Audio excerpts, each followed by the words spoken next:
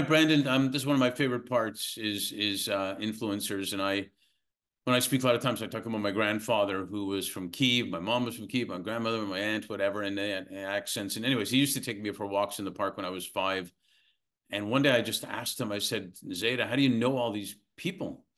And he said to me, well, I don't know. One day I smiled at somebody and he came over and he smiled back and started talking to me. And we were talking about this and that. And then another person came over. He apparently saw us smile and working. And so he smiled at us and on it went. And I thought that was pretty cool how easy it is just to make new friends, to just smile. But it was influencing people who were thereby influencing them back just by being who they were. So, and we all have lots of different influencers, sometimes in a minute, sometimes in a lifetime. So can you share maybe a couple of people that have been influential in your life? Definitely. One of my biggest influences would be my grandfather. He escaped Vienna in 1940 during the Holocaust. And, he raised his children. He raised me saying that America opened its doors to him. It saved his life. It saved his family's life. And to be not only grateful for that, but to also give back. And so he did so by dedicating his life to serving his patients in New York City and beyond, and coal miners in, I believe it was Arkansas. He lived an amazing life of service, and Mm. he taught his children and me to do the same thing. And so that's something that is really ingrained in me. Yeah. And just as it's ingrained in me, it certainly was ingrained in my mother, who, she was a amazing surgeon, and then she did public health policy in Congress, and she had an amazing career until a troublesome kid uh, named Brandon came along. I guess. And I grew up, or I was born with some very serious medical issues, and she threw away her entire career to take care of me and really make sure I made it. And I know that had she not done that, I probably, and she, not that, I most definitely would not be here right now to hold this conversation. And so that's something I'm incredibly grateful for, and really also gives me quite the drive to live a life that is going to be dedicated towards service. And I think that also having these medical issues to begin with also has been one of the biggest impacts on my life. I was born with some life-threatening reflux, and so that I'd almost choked to death most nights when I was younger.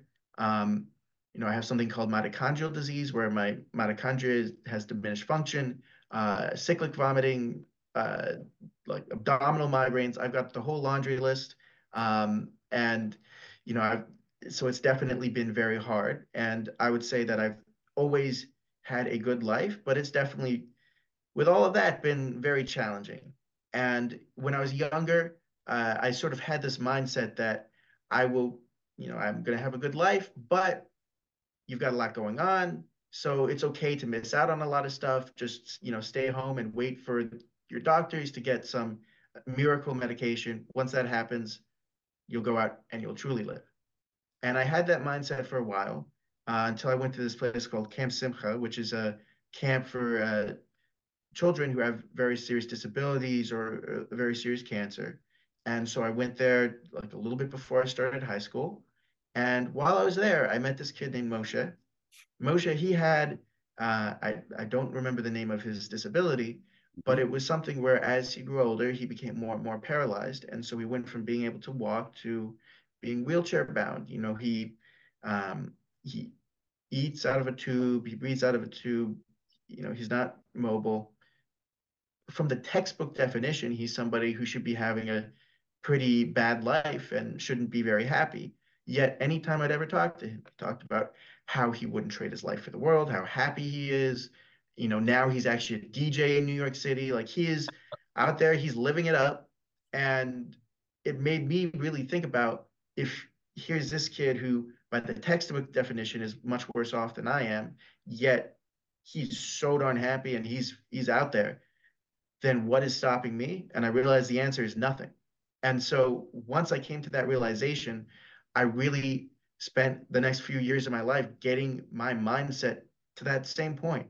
Now that it's there, all these medical issues, which uh, you know, are called a disability, instead of being something that disables me and is a disadvantage, it's now an advantage for me, and it's a source of strength. Right. Thank you so much for sharing that. We take things for granted sometimes, and if it was meant to be easy, as they say, everybody would do it. But it is what strengthens. You know, they say things in sports. They say you generally don't win a championship until you've lost one before that, because you know what it takes to win it then. And I think that's part of it. So, yeah, really impressive, and I really appreciate you sharing those stories. Thanks. Of course, thank you.